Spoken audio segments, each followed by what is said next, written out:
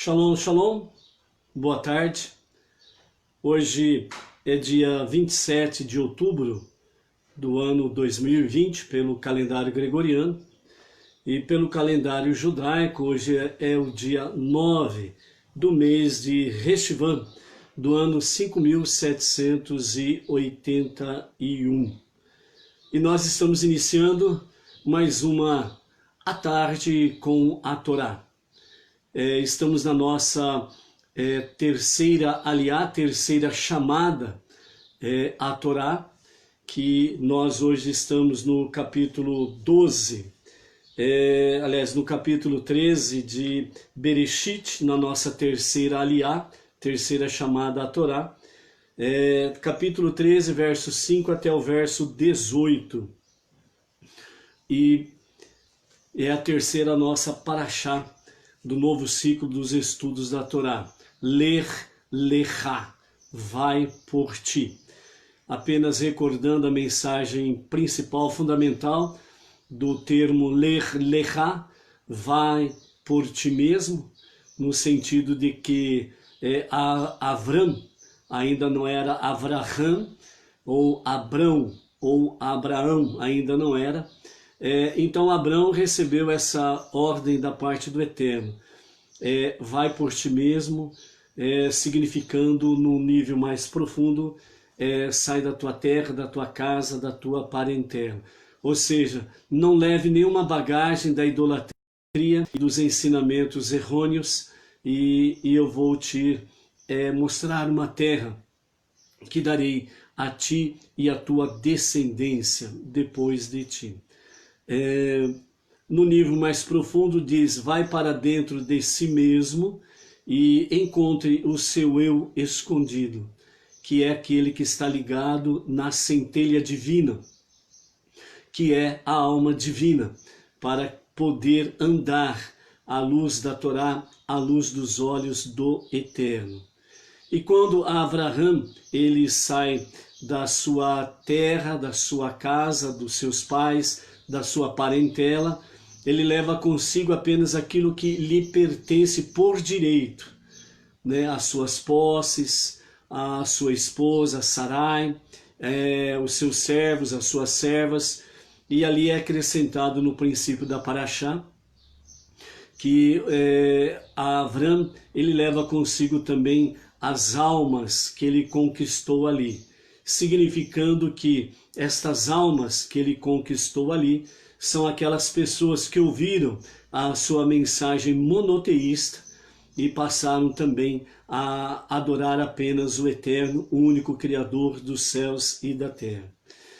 Quando os nossos sábios e a própria Torá vem solidificar que Avraham é o nosso Avino, né, o nosso pai, isso significa, sem sombra de dúvidas, um pai que ensina, um pai educador. E hoje nós vamos ver a respeito de alguma coisa nesse sentido, né?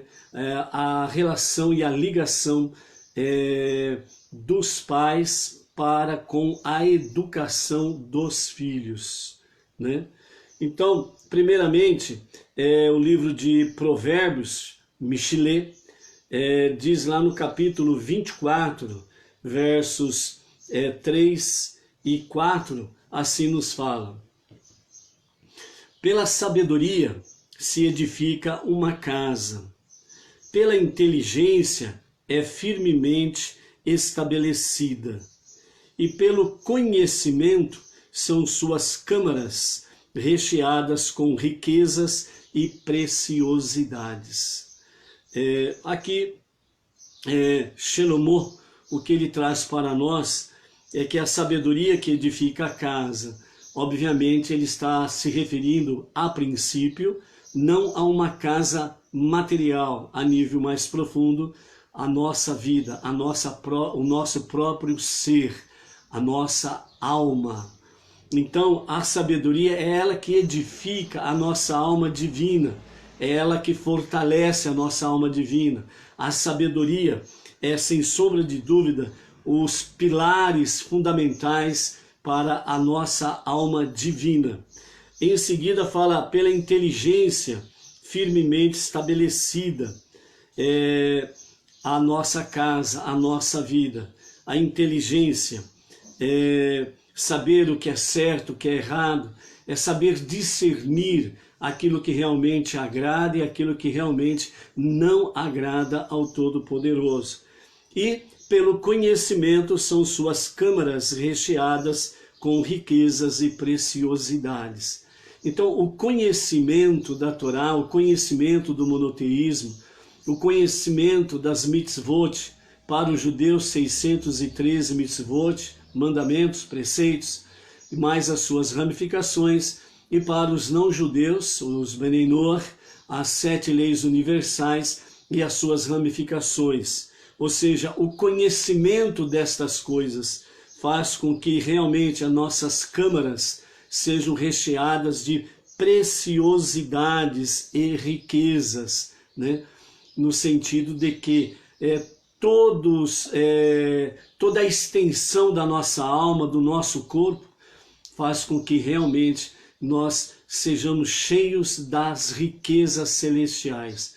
Por isso, o falar, o procedimento, né? O olhar, o ouvir, tudo está ligado a essas preciosidades, a essas riquezas. A sua vida se enche realmente dessas riquezas. E como realmente os nossos sábios falam de forma incansável através do conhecimento da própria Torá. Riquezas materiais, quando chega a morte, você não vai levar para lugar algum. Mas quando você tem as riquezas da Torá, as riquezas da sabedoria, da inteligência, do conhecimento da Torá, isto você leva consigo além da vida. Ao retornar ao jardim das almas, você leva consigo todas estas coisas. E no dia da ressurreição, você ressurge com todas estas riquezas. E então, junto com Mashiach, certamente você estará na redenção, preparando-se plenamente para o Olam Rabá, o mundo vindouro. Ok? Então é a nossa introdução de hoje. E nós vamos então para a nossa terceira aliá, terceira chamada, a leitura da Torá. A nossa paraxá é Lech Lecha, e a nossa terceira aliá, né, a terceira leitura da semana da paraxá, está no capítulo 13 de Bereshit, Gênesis, a partir do versículo 5, e nós vamos até o versículo 18, nessa terceira aliá, nós vamos fechar o capítulo 13 de Bereshit. Então, a Torá escrita assim nos diz na nossa terceira aliá. Capítulo 13, a partir do versículo 5 até o 18. E também Lot, que andava com Abrão, tinha ovelhas e vacas e tendas, e a terra não podia sustentá-los para estarem os dois juntos, pois seus bens eram muitos e não podiam ficar juntos. E houve briga entre os pastores de gado de Abrão e os pastores de gado de Lot. E o cananeu e o perizeu viviam então na terra. E disse Abrão a Lot: não haja, te rogo, briga entre mim e ti, e entre meus pastores e os teus pastores, porque somos irmãos. Porventura, toda a terra está diante de ti. Separa-te, rogo, de mim, e vais à esquerda, e eu irei à direita. E se você for à direita, eu irei à esquerda. E alçou Lot seus olhos, e viu todo o Quicar, a planície do Iarden, a planície do Jordão, e que todo ele era bem regado, antes de ser destruído por Deus, né, as campinas de Sodoma e Gomorra, como o jardim do Eterno. Assim era a terra do Egito, a entrada de Tsoar. E escolheu para si Lot todo o Quicar do Jordão, e partiu Lot para o oriente, e separaram-se um do outro. Abraão habitou na terra de Canaã, e Lot habitou nas cidades do Quicar, a planície do Iarden, e armou suas tendas até chegar a Sodoma. E os homens de Sodoma eram maus e pecadores para com o Eterno. E o Eterno disse a Abrão, depois de separar-se de Lot, e disse: alça agora teus olhos e olha desde o lugar onde tu estás, para o norte, para o sul, para o oriente e para o ocidente. Porque toda a terra que tu vês, a ti darei e a tua semente para sempre. E porei a tua semente como o pó da terra, que se pudesse o homem contar o pó da terra, também tua semente seria contada. Levanta-te, passeia pela terra no teu comprimento e na sua largura, que a ti dá-la-ei. E armou as tendas Abrão, e chegou e ficou em Eloné, planícies de Mamre, que estão em Hebrom, e edificou ali um altar ao Eterno. Então esses nossos versos, né, da nossa aliá de hoje. Lot era sobrinho de Abrão, mas também ele era chamado pelo próprio Abrão como meu irmão, né? Só recordando rapidamente, o costume familiar naqueles dias era exatamente esse. A família era muito próxima, né? Os pais, os filhos, e os filhos casavam-se e viviam geralmente sempre juntos, pertos. E os sobrinhos e as sobrinhas eram tidos também até mesmo como irmãos e irmãs, né?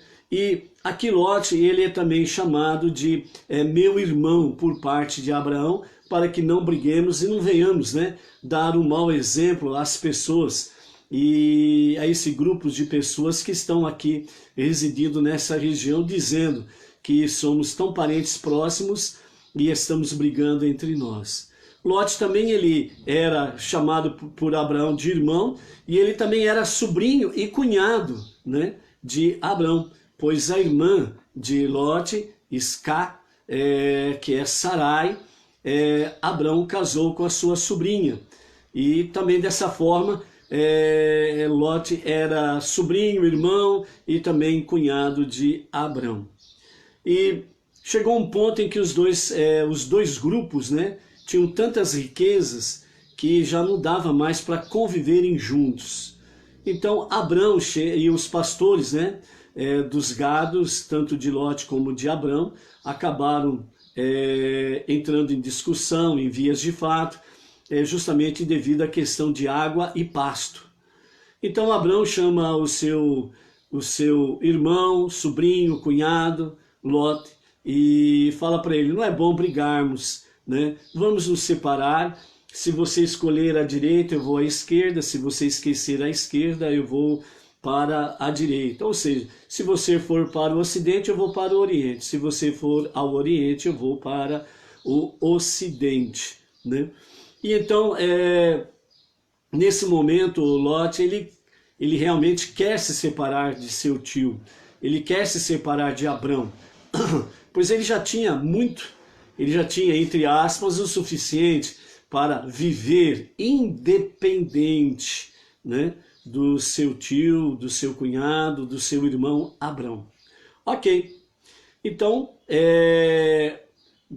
o que nós podemos chamar a atenção aqui sobre esta chamada de Abrão a Lot é a questão de, em vez de brigar, é melhor nós fazermos o quê? Vamos ter paz, harmonia, comunhão, né? Vamos nos entender. E dessa forma, Abrão está mostrando que no seio familiar, toda harmonia, toda comunhão, toda paz, ela tem que ser preservada, ok?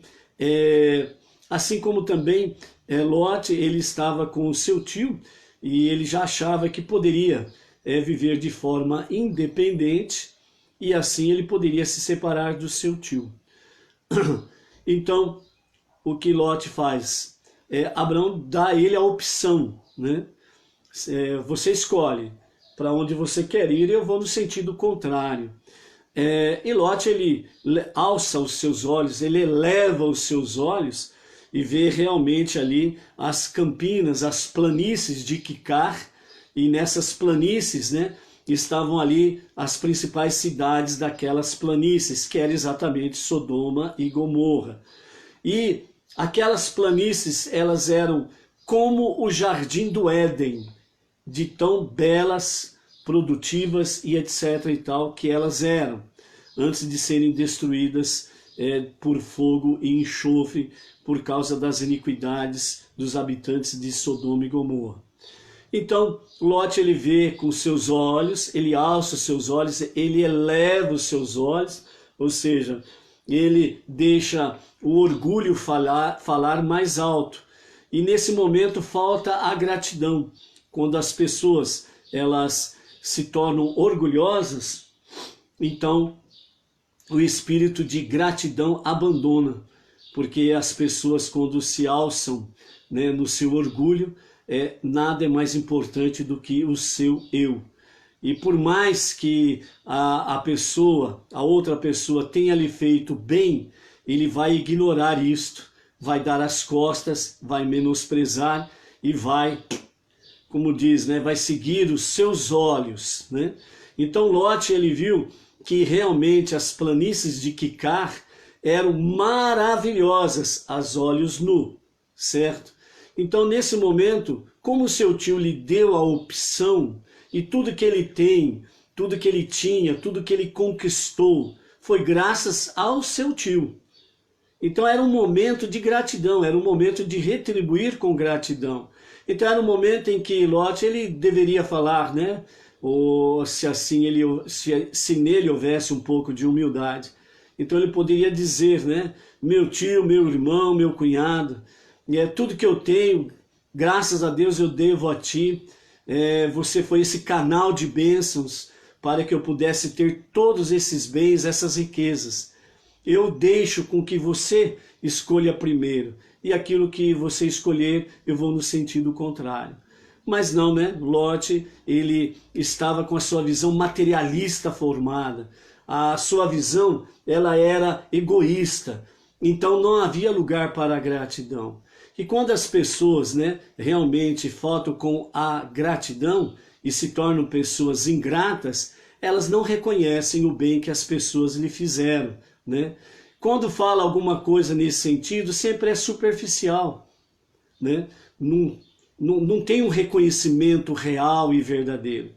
Então aí prevalece, infelizmente, o egoísmo da pessoa, a ingratidão é realidade, e a pessoa procura escolher aquilo que a seus olhos, né, parece melhor para ele. E foi o que Ló fez.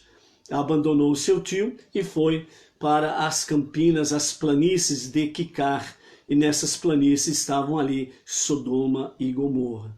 A partir do momento que eles se separam, né, Ló, ele ergue as suas tendas, pega tudo que lhe pertence e vai em direção às campinas de Quicar, as planícies.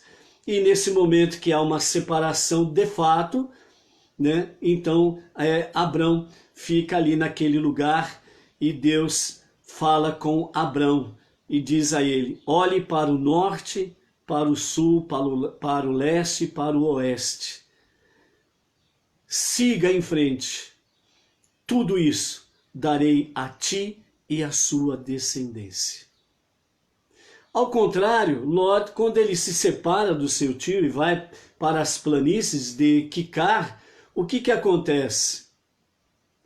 As pessoas, principalmente, né, ali naquelas planícies haviam 5 cidades, mas as principais cidades conhecidas como Sodoma e Gomorra eram as principais cidades. E ali o povo era perverso. Eles tinham ódio para com o pobre e o necessitado.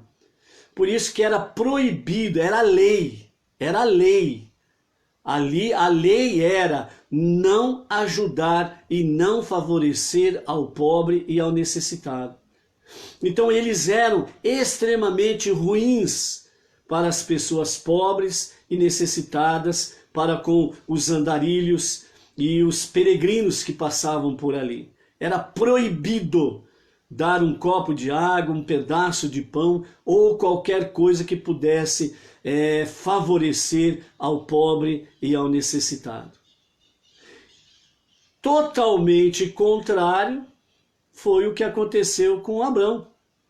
A partir do momento que se separa, Deus fala com Abrão, renova a promessa, fortalece a fé de Abrão. E Lot buscou a Deus, buscou direção de Deus, buscou orientação se o que ele estava fazendo estaria correto? Não. Ele deu as costas a Abrão e ao Deus de Abrão. Ele deu as costas a um homem sábio e abandonou um homem sábio. Ele deu as costas ao seu tio, que o educava e o ensinava nos caminhos das 7 leis de Noé, que eram as 7 leis vigentes até aquele momento, e ele deu as costas ao educador da sua vida. E ele vai então de peito aberto, cabeça erguida, em direção às planícies de Quicar. Ele deu as costas a um homem sábio, a um bom vizinho, a um bom amigo, e passou a habitar entre maus e perversos vizinhos. Passou a comungar, a comunhar, a harmonizar-se com pessoas perversas. E a própria Torá escrita nos fala de forma clara. Eles eram contra Deus, né? Esse contra Deus, o que significava? Os cidadãos, homens e mulheres, crianças, idosos, a sina deles era fazer tudo aquilo que fosse contrário à vontade divina. Foi neste lugar que Lot escolheu para habitar. Mais para frente, vamos ver o que acontece com Lot e a sua família, assim como também o que acontecerá com seus bens, que ele tanto valorizou e procurou angariar muito mais ainda com a ingratidão, dando as costas ao seu tio. Veremos ainda durante a semana, nas próximas à tarde com a Torá, ok? Quando o Eterno ele fala com Abrão, e então ele fala, tudo que vês, darei a ti e a tua descendência. Dessa forma, então, Deus fala para Abrão, vá, ande, passeie por todas estas terras, pois elas serão tua e da tua descendência. E então Abrão, ele arma suas tendas, ele se fortalece ali nas planícies de Mamre, e então ele edifica um altar e ele clama pelo Deus vivo, como ele sempre o fez desde a sua meninice. Quando Lot ele se separa do seu tio, 2 erros fatais Lot ele pratica ao ser ingrato e ao dar as costas ao seu tio. Os 2 erros fatais para Lot é exatamente, primeiro, ele separou-se do tzadik Avram. Ele se separou de um homem justo. Ele se separou de um homem em que ele foi, sem sombra de dúvidas, a reconhecer desde a sua meninice que há um único Deus e um único Criador. E quando Lot ele se torna órfão de seu pai, Lot, Abrão se torna de uma certa forma o seu novo pai. Então Avram e Abrão, né, se torna para Lot, ele se torna pai, tio, irmão, casando-se com a sua irmã Sarai, ele se torna também cunhado de Lot. Ou seja, todos os bons ingredientes estava em Abrão, e isso fez parte da vida de Lote. E enquanto Lote estava com Abrão, ele era abençoado. Mas aqui ele comete o primeiro erro fatal. Ele separa-se de um tzadik. E o segundo erro fatal é, ele estabelece-se entre perversos. Ou seja, quando nós temos aí pela escritura, né, que um pecado chama outro pecado, um abismo chama outro abismo, isso é uma realidade. E quando a pessoa mais cega fica por causa do seu orgulho e da sua ingratidão, ele vai cada vez mais se afundando na areia movediça, e muitas vezes a pessoa ela acaba chegando a um ponto que não tem mais como sair, e a morte, não só física, mas a morte espiritual se torna uma realidade para tais.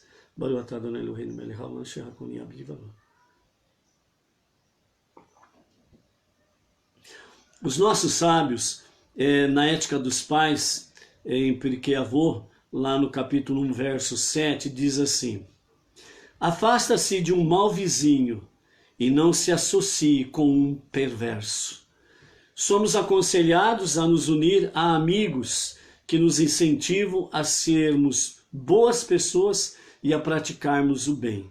E precisamos nos afastar daqueles que nos influenciam a agir erradamente. Ou seja, Lote cometeu 2 erros fatais. Afastou-se de um tzadik, um justo, Avrão, e associou-se com perversos. Isto pode dar um bom resultado?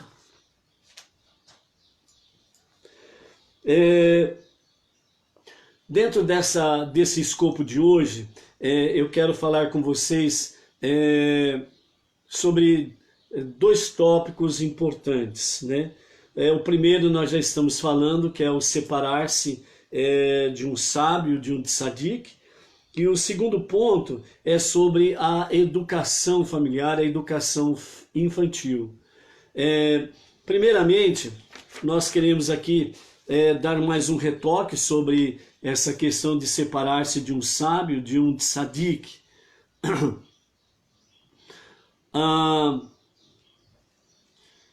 Lote, então, ele se separa, né, do seu tio e cunhado Avrão, e ele estava disposto a abandonar a companhia de Avraham e unir-se às pessoas de Sedom, que é Sodoma, as quais a Torá denomina de Raim Vehataim Lashem Meod, ou seja, más e pecadoras a Deus em demasia. Quando a Torá, né, aqui em Bereshit 13:13, né, nos fala sobre essas pessoas pecadoras a Deus em demasia, significa que, segundo os sábios, que essas pessoas elas faziam questão de contrariar a Deus. Elas faziam questão de ser contra Deus. Elas amavam serem pessoas perversas. Elas amavam a maltratar os pobres e os necessitados e os caminhantes que passavam pelas planícies de Quicar. Eles amavam fazer o que era errado. E foi com esse tipo de pessoa que Lote resolveu associar-se. Abandonou o tzadik, abandonou um homem sábio e foi associar-se a pessoas perversas, pessoas não inteligentes, tolas e pessoas ruins, péssimas em suas qualidades. Em que situação colocou-se Lote? A quem uniu-se e quais difíceis testes teve de enfrentar a ponto de nossos sábios associarem a ele o seguinte versículo de Michelet, Provérbios, capítulo 13, verso 20, que nos diz assim: Holech et Chachamim Verkam Veroe Kesilim Ieroa, ou seja, aquele que acompanha os sábios acrescenta sabedoria, e aquele que lidera os tolos passa a fazer o mal com eles. Lot achava que poderia liderar, né, plenamente aqueles cidadãos das planícies de Sodoma e Gomorra, que ele poderia ser o bambambam. Tanto é que, numa parte, o povo fala para Ló, quem te colocou como juiz sobre nós? Então, aquele que abandona a companhia dos sábios e tenta liderar, né, os tolos, na realidade ele acaba se rendendo à maldade das próprias pessoas daquela localidade. Enquanto Lot estava em companhia de Avram, ele estava numa situação muito proveitosa, próspera, paz, bênçãos e etc. Mas no momento que ele dispensou essa companhia, ele passou de uma situação de nobre e honrada pessoa para uma situação vexatória e baixa, né, junto com os cidadãos perversos das campinas ou planícies de Quicar. Daqui podemos inferir o seguinte: o quanto o meio ambiente em que o indivíduo vive é importante para que ele se mantenha em situação espiritual estável, com possibilidades de ascensão, de elevar-se. O simples fato de colocar-se em teste já é considerado uma decadência, principalmente quando os motivos são materiais e os interesses são pessoais, que muitas vezes cegam o indivíduo. Ambições materiais levaram Lot a se separar de seu tio Avraham, pois percebeu que o Jordão era rico em suas águas e para poder abastecer o seu rebanho. Ao afastar-se dos sábios da Torá, a propensão do ser humano é afastar-se também do Criador e de seus mandamentos. Tende a conformar-se e a convencer-se de que uma situação espiritual não é tão ruim, porque as pessoas que o rodeiam são piores do que ele. Porém, se estivesse em um ambiente de Torá, em companhia de sábios e estudiosos, estaria sempre atento quanto o nível espiritual e sua elevação, carregando consigo o título, né, de estar habitando entre os sábios, né? E dessa forma as bênçãos são automáticas. Um ambiente fora da Torá e de companhias de pessoas sábias e pessoas envolvidas com o estudo da Torá faz com que realmente a pessoa tenha uma decadência natural. Assim como também os sábios nos falam que nós não podemos nos colocar numa situação de testes. Eu vou fazer tal coisa para ver o que acontece. A Torá nos proíbe isso e os sábios nos orientam que nós não podemos fazer tais tipos de desafios fora da Torá, que nós não podemos nos envolver em situações que podem colocar em risco a nossa vida física e a nossa vida espiritual. Eu vou ali em tal lugar. Não é bom aquele lugar, mas vamos ver o que acontece? Então você está se colocando numa posição de teste, de desafio. Isso não é bom, isso não é próprio da sabedoria da Torá. Porque nós precisamos nos afastar de toda aparência de maledicências e de maldade. Nós precisamos buscar realmente aquilo que está dentro da Torá, que nos levam por caminhos solidificados por uma palavra que tem fundamento e que faz com que os nossos passos sejam firmes, determinados, sempre nos levando para frente e para cima, e não para baixo, como um terreno pantanoso ou uma areia movediça. Então, fora de um ambiente de Torá, fora da companhia de pessoas sábias, no nosso caso, como falamos ontem, os sábios de outrora, eles não são sábios da sabedoria do passado, mas eles são sábios da sabedoria do futuro que nos é revelada no tempo presente. Dessa forma, nós podemos então andar, sem sombra de dúvidas, na companhia de Deus. Deus se associa conosco quando nós realmente nos colocamos a andar no caminho da Torá com os sábios e com os estudiosos da Torá. Rashi também explica que Lot manifestou-se assim: não me interessa Avraham nem o seu Deus. Ou seja, Lot afastaria-se de Avraham, um grande sábio, um tzadik, e consequentemente afastaria-se também de Deus. Na realidade, é muito difícil nós podemos manter uma fé no Eterno, nos seus mandamentos, quando nós estamos sozinhos. Sozinhos fisicamente falando, no sentido de que eu estou sozinho nesta localidade. É difícil preservar nisso. Por quê? Porque a sua volta está cheia de perversos. A sua volta não tem caminho de Torá com os sábios e estudiosos da Torá. Graças, né? E o nosso Rebbe, Menachem Mendel, ele nos fala sobre a questão de tecnologia para estar a serviço de Deus. Hoje nós temos essa ferramenta bendita para podermos levar a luz da Torá, a luz da Shekhinah do Eterno.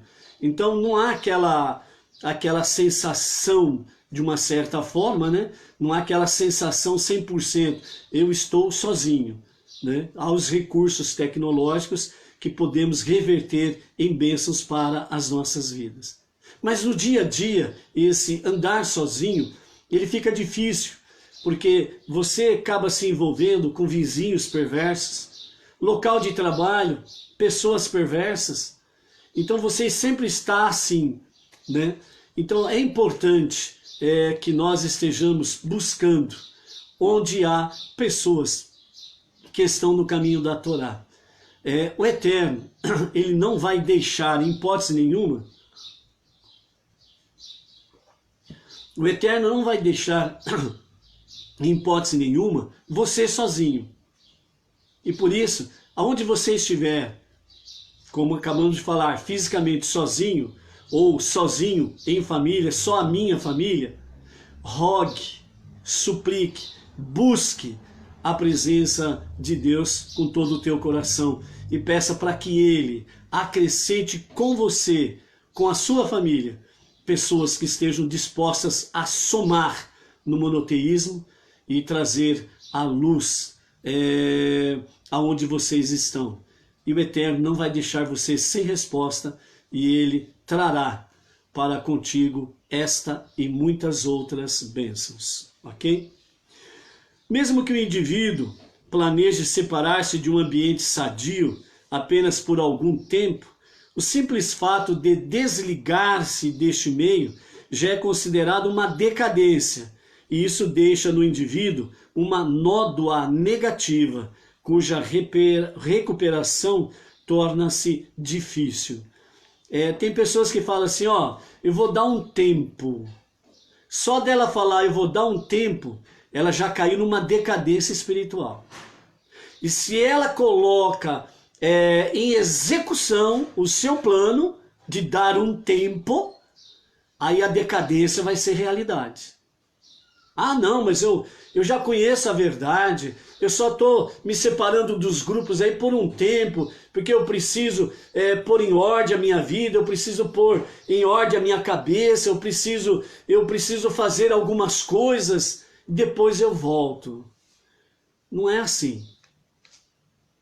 A partir do momento que você cria uma ruptura, você criou uma separação. O que nós estamos vendo através do novo ciclo dos estudos da Torá, através de Bereshit, no princípio de todas as coisas?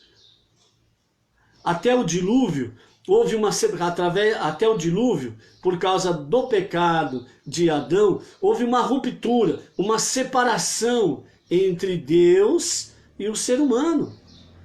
Quando vem Abrão, ele vem trazer com que esse espaço venha desaparecer e novamente a Shekhinah se manifeste. Então Deus e o ser humano podem andar juntos.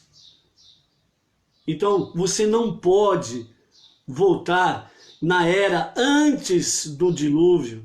Você não pode criar essa ruptura.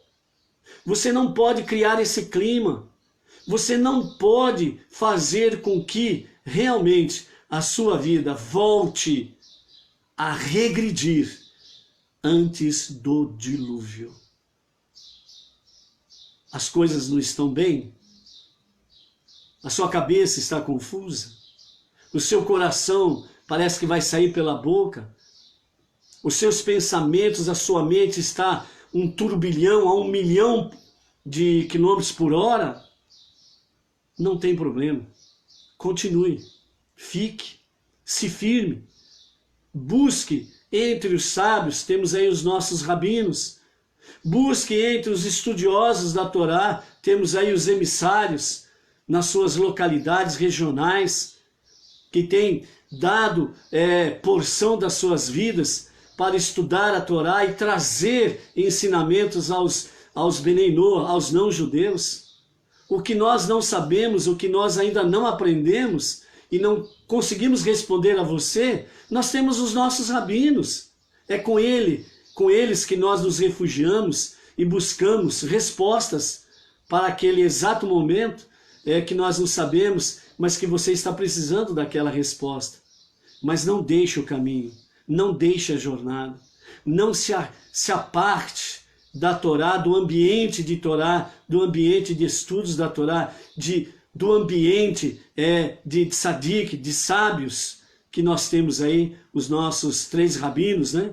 Yaakov Gerenstadit, o nosso rabino da liderança, o Rav Michel Tabasnik e o nosso Rav Shimon Brand. Não deixe esse ambiente, custe o que custar. Bate o martelo no dedão do teu pé, mas não saia. Não abandone o caminho, não. Porque a sua decadência é realidade. Lot é o exemplo do abandono do caminho da Torá, e entre os sábios da Torá, e entre os estudiosos da Torá. Esse foi um erro fatal para Ló. Não faça do exemplo de Ló, ou Lot, uma decisão fatal para a sua vida. Este é o caminho, sem sombra de dúvidas. Ok? Para demonstrar a importância do meio em que vivemos, nossos sábios trazem no Pirkei Avot, a sabedoria dos nossos pais, um acontecimento que se passou com o Rabi Yosef ben Kisma. Certa vez, o rabino Yosef ben Kisma, ele encontrou um indivíduo no caminho que o saudou, dizendo-lhe Shalom. E ele lhe perguntou de que lugar que ele era. O Rabi Yosef ben Kisma respondeu que vinha de uma grande cidade de sábios e anciãos e escribas. Esse indivíduo então convidou-o para morar em sua cidade, oferecendo-lhe riquezas, mas Rabi Yosef ben Kisma respondeu-lhe que mesmo que lhe fossem dadas todas as riquezas do mundo, somente moraria em lugares onde houvesse Torá, porque após o falecimento, não são as pedras preciosas, o ouro e a prata que nos acompanham, mas somente a Torá e suas mitzvot, os seus mandamentos. Então, nada disso nos acompanhará, apenas a Torá e os seus mandamentos. O segundo ponto que nós queremos passar para você, né, nessa tarde, é exatamente sobre a questão que nos fala sobre a educação infantil. É algo que realmente precisa ser aplicado na educação infantil. E o nosso Rav Michel Tabassinik, vocês podem entrar no canal dele no YouTube, através do Bnei Noach Brasil, tanto no Facebook também, e também pelo Facebook, o Rav Michel Tabassinik. Ele tem ótimos projetos que estão sendo executados no seu tempo com crianças e adolescentes. Então, você pode, que você tem filhos pequenos, né? Pode aí começar a boa instrução junto com o sábio da Torá, o Rav Michel Tabassinik, certo? Então, a educação vista do ponto de vista da Torá, ela nos diz assim, o personagem que para nós simboliza a educação é o patriarca Avraham. Conforme consta na Torá em Bereshit, capítulo 18, verso 19, eu o amei, porque ele ordena a seus filhos e a sua casa depois dele que guardem o caminho do Eterno, fazendo caridade e justiça. E então o Eterno poderá trazer a Avraham o que disse sobre ele, certo? Então, o amor de Deus para com Avraham era exatamente nisso, baseado nisso, que as crianças que estavam ali junto a ele, desde cedo, ele já educava nos caminhos, até então, nos caminhos do Eterno, nas 7 leis universais, as 7 leis de Noé. E através de Avraham, a educação através da Torá foi o ponto culminante para poder chegar ao ápice do Monte Sinai com a outorga da Torá. Sem o pai educador Avraham, não se chegaria ao Monte Sinai. É algo fantástico quando nós podemos estudar sobre Avraham até o Monte Sinai. É algo fantástico. É o que nós vamos estar fazendo aqui no dia a dia, até chegarmos nos dias de Moshe e no Monte Sinai. Sem Avraham, o pai educador, não haveria possibilidades de chegarmos no Monte Sinai e o povo judeu receber a outorga da Torá. De todas as qualidades de Avraham, a ressaltada por Deus foi o fato de que Avraham transmitia sempre os seus ensinamentos para avante, para a frente. Ele não retinha o ensinamento para si. A começar quando ele ainda estava na casa de seus pais, na terra dos seus pais. Então ali as pessoas que tinham filhos, ele estava sempre ali trazendo o ensinamento sobre o Deus único e verdadeiro e sobre a palavra da verdade. E as crianças foram aprendendo isso desde cedo. Quando chegou o momento de Abram sair da casa dos seus pais, da sua terra, de toda a parentela, levou consigo as almas que ele conquistou naquele lugar. São estas almas, além da sua casa, né? A sua esposa, até então o seu sobrinho Lot, os seus servos e servas, e estas almas que ele conquistou, que abraçaram o monoteísmo junto com ele. Quando Abraão ele sai da sua localidade, essas almas vão junto com ele, não ficam lá. Por quê? Porque sem Abraão ali, não há mais ambiente de Torá, não há mais ambiente das 7 leis universais, não há mais ambiente de um tzadik, já não há mais um ambiente da presença divina. Por quê? Porque o tzadik, o justo, saiu. Então estas almas, elas não tinham obrigação nenhuma de sair com ele, mas elas foram voluntariamente. Por quê? Porque ali estava o seu mestre, ali estava o seu pai, ali estava o seu tutor, ali estava o homem sábio, segundo o coração de Deus, e eles seguiram a este. Por isso, Ló, ao tomar essa decisão de separar-se, foi péssima decisão e foi uma decisão fatal para ele. Continuando sobre a questão do ensinamento, o livro de Iov, o livro de Jó, também nós temos aí a seguinte passagem no capítulo 1 e o verso 1 de Iov, ou Jó. Havia um homem na cidade de Uz que se chamava Iov, e esse homem era íntegro, correto, temente a Deus e afastava-se do mal. Então nós temos aqui um exemplo de Jó. E Jó e Abraham. Qual foi, apesar de Jó ser um homem correto, íntegro, temente a Deus e afastava-se do mal, qual foi, vamos assim dizer, para que possamos entender de forma simples, objetiva e direta, qual foi o erro fatal de Jó em diferença com Abraham? Abraham, já demos a dica, ele ensinava o caminho correto a todas as crianças, a todos os adolescentes e a todos os adultos que estavam próximo a ele, ao seu redor.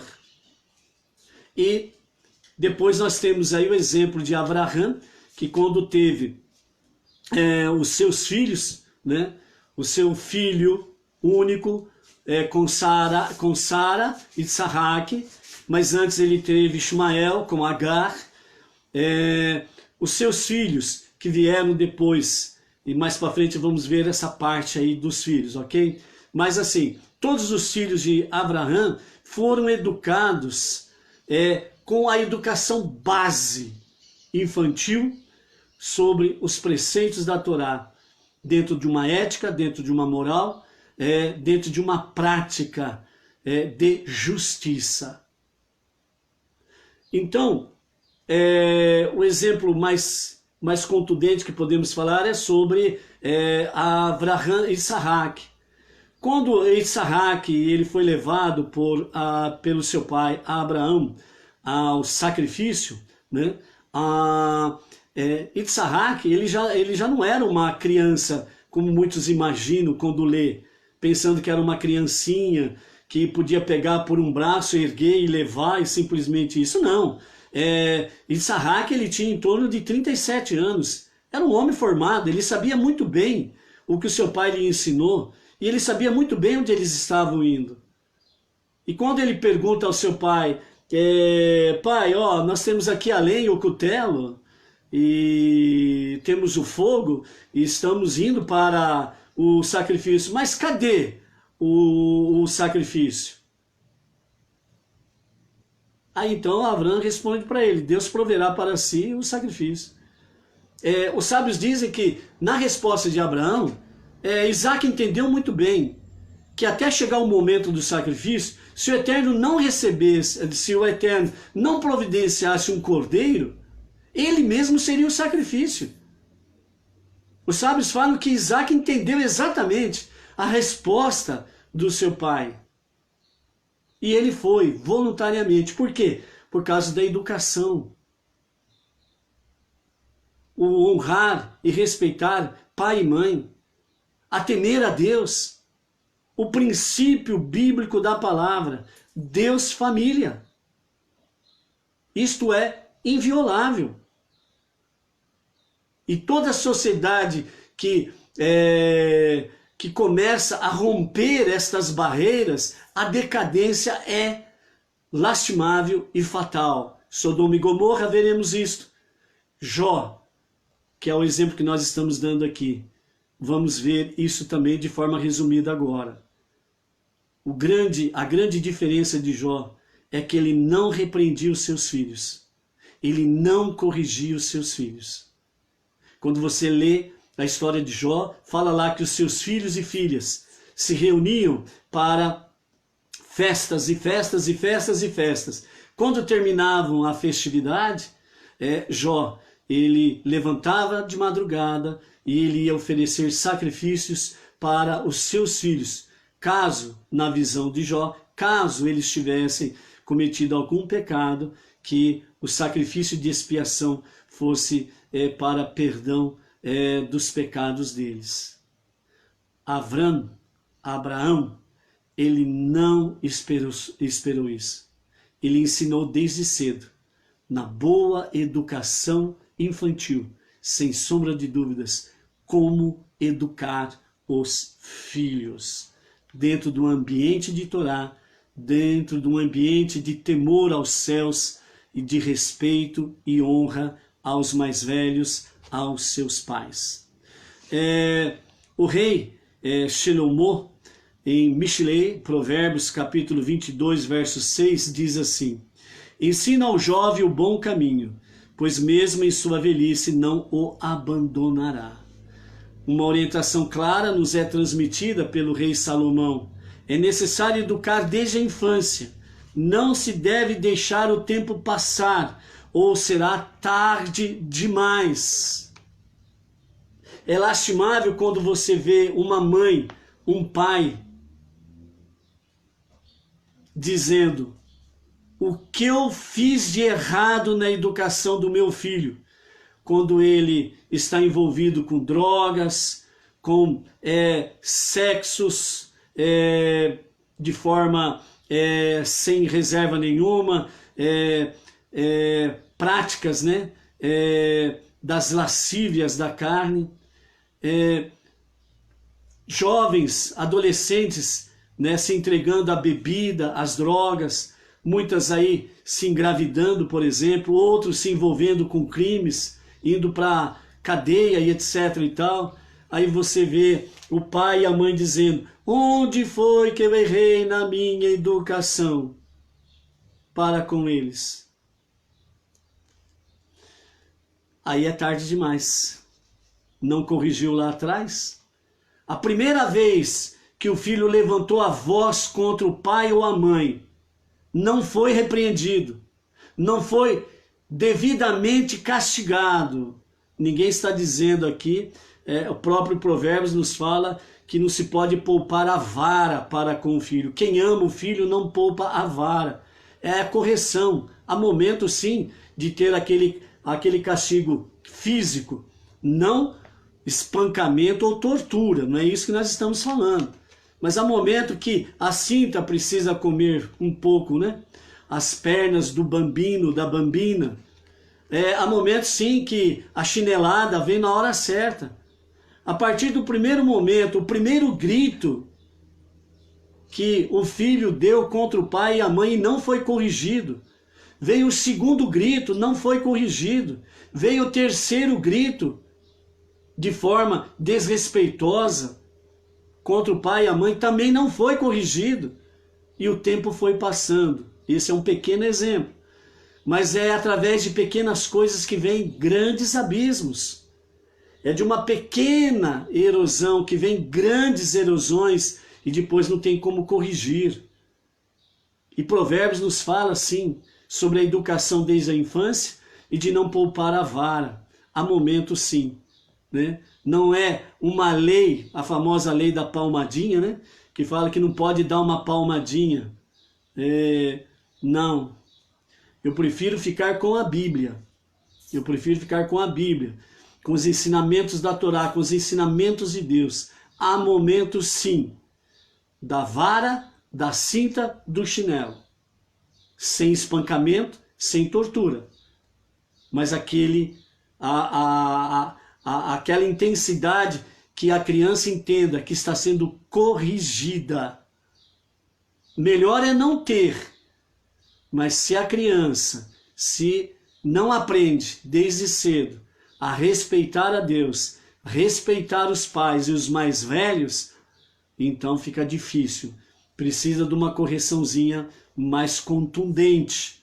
Senão depois os pais vão dizer: oh, Aonde foi que eu errei na educação do meu filho, da minha filha? Aí já é tarde. Não adianta chorar mais pelo leite derramado.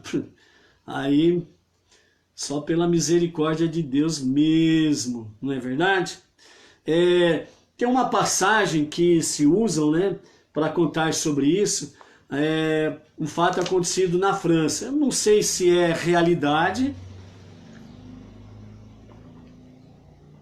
ou se foi usada apenas como uma ilustração, mas em muitos meios religiosos é falado essa passagem, que um jovem, por causa da sua vida de marginal, foi condenado na época, né, à guilhotina. E quando ele foi levado em praça pública, né, para a guilhotina, então o carrasco perguntou a ele qual seria o seu último desejo. E ele falou assim: eu quero dar um beijo na minha mãe antes de passar pela guilhotina. Aí a mãe dele é trazida ali na presença dele e ele vai dar um beijo. Na hora que ele vai dar um beijo no rosto dela, ele dá uma mordida. E aí então, obviamente, sai sangue, há um ferimento. E aí o carrasco pergunta para ele: mas por que você fez isso? Você falou que queria dar um beijo na tua mãe. Eu falei: é para isso daí ela nunca esquecer que eu tô aqui graças a ela, porque ela nunca me corrigiu desde pequeno, sempre deixou fazer o que eu queria. Então, se é um fato real, eu não sei, mas se é um exemplo dado, é uma realidade, né? É uma realidade. O filho, ele sabe quando o pai e a mãe o amam verdadeiramente. E eles aprendem isso desde cedo, quando eles são devidamente corrigidos. Quando os pais largam na banguela os seus filhos, os filhos crescem com a certeza: não são amados pelo pai e pela mãe. Por isso que quando você vê um filho abraçado a seu pai e a sua mãe, amando, beijando, fazendo carinhos, eles não cansam de fazer elogios. Pergunte para eles por quê. Certamente eles vão dizer a você: desde pequeno, o meu pai e a minha mãe me ensinou a ser uma boa pessoa e a temer a Deus. Tenha certeza disso daí, ok? Então, por isso, né, um ambiente onde tem realmente temor aos céus, temor a Deus, e realmente onde tem, numa casa onde há verdadeiramente a prática aos bons costumes, sem sombra de dúvidas, será sempre uma família feliz. E os filhos dos seus filhos, você o verá também felizes. Saiba aproveitar as oportunidades que Deus concede a cada um de nós. Não se apartem de pessoas que têm ambiente de Torá na sua vida. Não se separe de tzadik, pessoas justas. Não se separe de pessoas que estudam a Torá. Esteja sempre entre boas pessoas que temem aos céus e têm respeito para com os mais velhos. É um bom princípio para andar à luz da Torá, à luz dos olhos de Deus.